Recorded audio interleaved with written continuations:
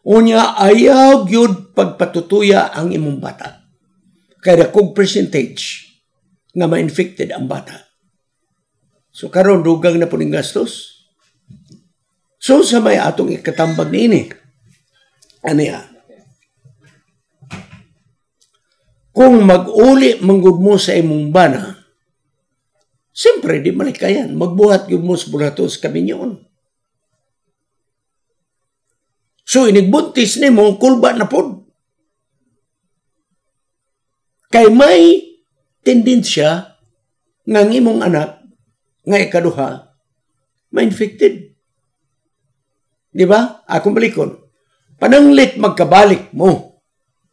Unya, siyempre, naibulaton sa kaminyon. So di na yun na, Exxon. Marabag, naitambal ni mo, pero ang carrier sa HIV nga imong bana, naapod. Naapod. Unya, pananglit, og bubuntis na pod ka sa ikaduha. Kulba na pod. Kaya base na pod. Matakda ng imong bata. Unya, siyempre, kung very religious yun ka nga magpatambal, 1% lang nga dili ma-infected. Pananglit naman ang 1% na sa ikaduhang bata nga ma-infected. Di budlay na. Sunod, pananglit ang ikaduhang nga bata dili ma-infected. Pananglit. Nahinumdumi nga dili patutuyo ng bata. Gatas na pod nga mahal. So imo nang kwitahon gyud. Ha? Imo gyud ang kwitahon.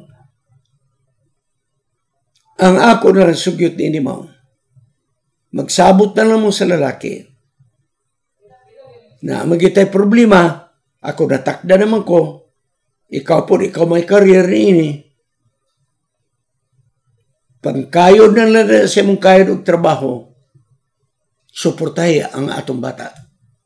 Kaya kung madugangan ang imong bata, pananglit ang 1% na possibility na ma-HIV infected ang bata. Pananglit, og dito madapat sa ikaduha. Karong gani, wata kay balo. Wata kay balo kung ang imong anak karon na imong anak kay kadul na kamanganak. Wata kay balo, basig ang 1% na karon, magampo lang yung nga wala. Magampo lang. So, asawa, imo nang pagpili. Kung gusto ko mo, pabalik ko rin mo bana, imo nang nakita ang akong gitabag nimo. Magpadayon mo sa problema sa HIV. Kaya mo ba na carrier na yun? Ikaw po nahimo na po kong carrier. Pag musipyat nga mga anak sa ikaduha, kulba na po, basig infected. Pero, Pastor, magpatambal ko religiously. Kaya kung magpatambal religiously, 1% raman ang possibility nga ma-infected. Muna ako ngayon, pananglit ang 1%, mahitabo diya sa mong anak. Ayuhag yun niya. Ayuhag yung timbang-timbang. Ayuhag yung timbang-timbang. Kaya ikaw rabag yun, nga infected na ka og HIV, o ang imong bana HIV po nga infected, nga may carrier, dili na makigbulag kanimo ang HIV. Walay tambal. Igolan na ipahinay. Pero dili matanggal. Dili mawala. Na. Masipyat kag tambal. Kung sa malunggay pa na, musubol na po. No? So, ang imong tambal, asawa, permanente na gina. I hope ang imong bana usab nagpatambal. Wa matay problema sa tambal kay libre man sa gobyerno kanang atambal. Diba? Pero number 1, abi nimo, ang imong embarrassment nga chika-chikahong ka nga HIV infected ka. Diba? So mga yun na kinahanglan imo yun ang likayan. Kung ikaw makigbalik, ato ba nga ang problema? Ha? Muna, ato ba nga ang problema? Pero, kung pananglit na di mo balik ang imong bana,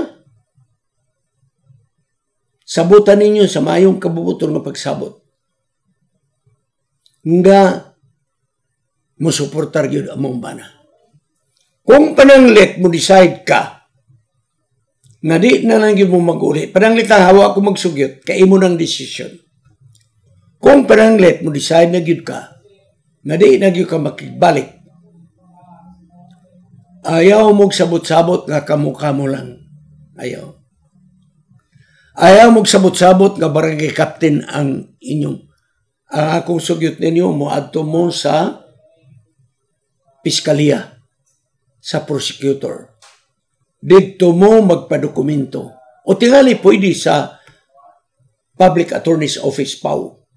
I don't know, kaya di ko abogado. Pangita lang it's either fiscal or sa PAW. Dito mo magdokumento hay. Kay ligon ang dokumento kung sa gobyerno ang maghusay ninyo. Kinahanglan yun na suportahan ang bata. Nga, ang ako asawa, batanong pamangka, naapakikaugmaon. Pangitag pamaagi nga maka-eskwela ka. Kung di magyud sa formal education, dagan ka sa atong TESDA. Daghang kurso nga makuha sa TESDA na walay gasto. Ayaw. Ayaw pag-surrender sa panghitabo. Ni mo nga may kawanan yun, mamatay na ko ani gutom. Ayaw. Ayaw yun. Kaya na ni mo. Kung wala na kay panahon, maka-eskwela pa sa kurso sa kolehiyo, dagan sa TESDA. Pagkadaghag kurso nga makuha diya. Muna akong tabag ni mo. Ha? Ako, napiktuhan ko sa imong problema kay kalisod kong tambang. Pero mga napas ako. Grabe na ko inampuay nga tagang kong pamagi nga matambagan ka. Mga ginikanan, balik ko sa ginikanan. Kamu diha nga gapamunog sa inyong kabataan, ihunong nana ninyo. Gawas nga dunay balaod nga nagdili, maulaw ta sa Ginoo. Nakadating simba gasimba ta, pero kapangulata ta sa atong asawa o sa atong anak. Ayaw yung taon.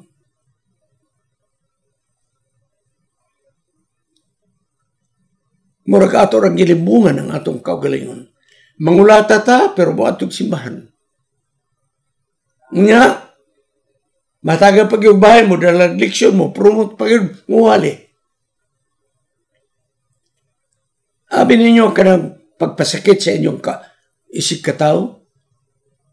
That is actually murder sa atubangan sa Diyos. No?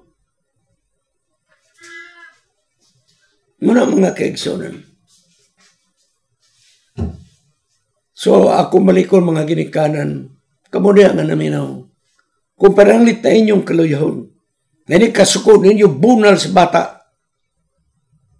kulata sa asawa, ihunong na ninyo tungod o alang sa atong Ginoo. Ihunong na ninyo. Iampo na ninyo na matanggal na mong kasuko. So, mabalik ta mga kaigsunan sa mga litawag dalaga, kinahanglan gyud og makuti nga pag background check. Tanawang yun. Sulbaron yun. Subayon ang history sa mga tao nga imong pagkabinyuan. Sunod, sumada na ni. Kung naamoy mga disappointment sa inyong panimalay, dili ang pagminyog sayo mo'y sulbad. Kung di gyud malikayan, kay mangulata gyud ang imong amahan, hawa ni ana nga balay, pamutos diha, mag-self-supporting ka sa atong eskwelahan. Mabuhi ka dito.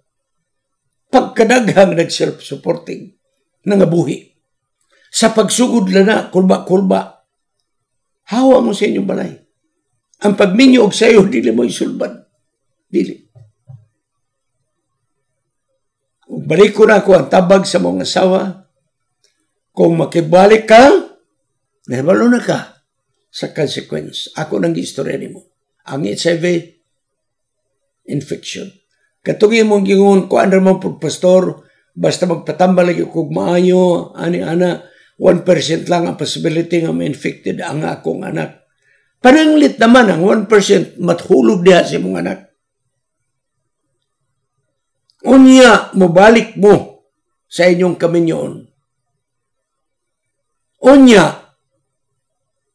mga anak ka sa ikaduha, naigapoy 1% nga possibility. So, imo ng decision. Pero kung pananglit mo, decide yun ka, na di nagyo ka makigbalik. Mato akong ingon, magdokumento mo sa iyang pagsustinto. Iyan man ang obligasyon. Iyan ang obligasyon. Adto mo sa fiscal o kaha sa Public Attorney's Office, PAW. Dayon ako kang padasigan, asawa kay batan-on pamangyud ka. Kung di nagyud nimo makaya ang pag-eskwela sa kolehiyo, ang akong tambag nimo, adto ka sa TISDA. Pagpili sa kurso nga imong mangayan, o kung makahuman ka ni ana, mangita ka pamaaging mga eksperto ka sa imong eskwela sa TISDA, na kanang ma-institute ka. Pangita. Ug imo nang i-specialize, di lang kaigo lang makapasaro niya. No, diha ka manginabuhi sa imong na-eskwelan sa TISDA. Kaya na mo buhion ang imong anak. Manginaot ko nga unta. Malikaya na gyud sa atong mga kaigsunan ang pagpamunog sa ilang asawa o sa ilang anak. O sa atong mga anak, malikaya ninyo ang sayop ng mga pagpili sa inyong kapikas kinabuhi. Background checking. O gunya, kung disappointed mo sa ginikanan, pahawa mo at tumo sa atong eskwelahan. O karon, nahinak na mga nga namin yun na ka, kung pananglit mo pili, ako gining balik-balikon. Pananglit mo pili ka nga, magbalik mo, that is your own. Pero na-risk. Na-risk ko, 1%. Pero kung pananglit, mo decide ka nga dili,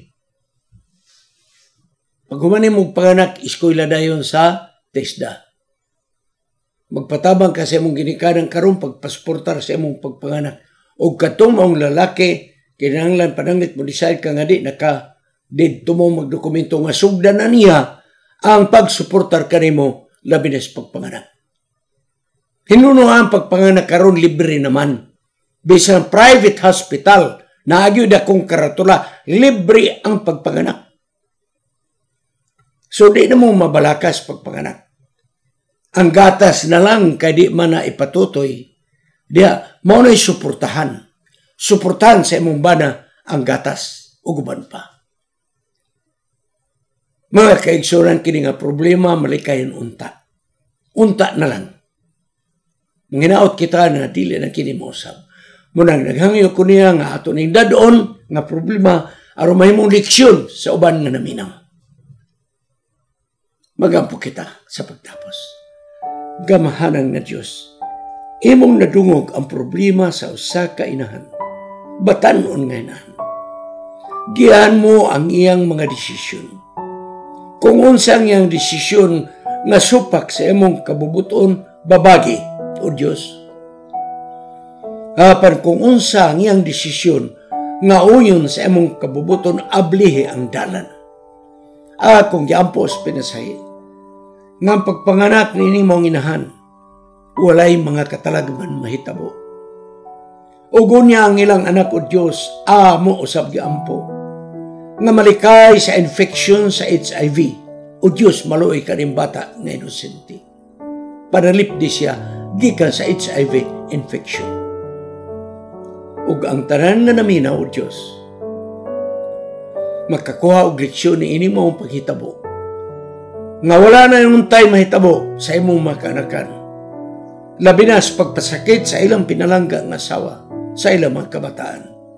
Labi na sa mga sayop ng mga desisyon sa imong mga batanon. Salamat kay ikaw nagtubag sa among pag-ampo.